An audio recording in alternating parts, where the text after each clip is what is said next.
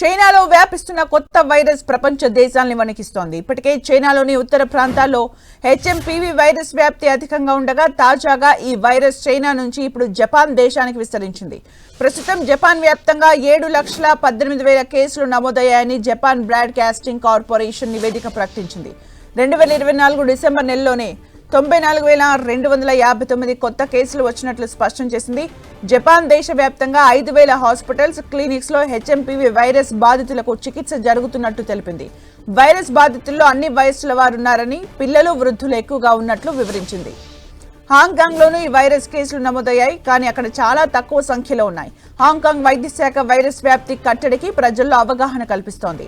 China నుంచి వ్యాపిస్తున్న HMPV virus ఇప్పుడు Asia దేశాలకు కూడా విస్తరించింది. చైనా, హాంకాంగ్, జపాన్ వరకు వచ్చిన ఈ వైరస్ ఇప్పుడు ఇండియాకు రావడానికి పెద్ద సమయం ఉండకపోవచ్చు అంటున్నారు నిపుణులు.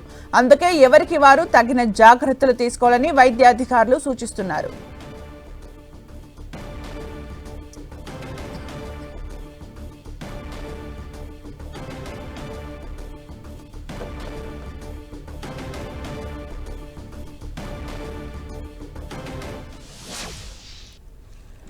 చైనాలో కొత్త వైరస్ వణికిస్తుంది. జపాన్ వ్యాప్తంగా 7,18,000 కేసులు ఈ వైరస్ కి సంబంధించి నమోదయ్యాయి. అయితే ప్రపంచ దేశాలను ఈ కొత్త వైరస్ వణికిస్తోంది.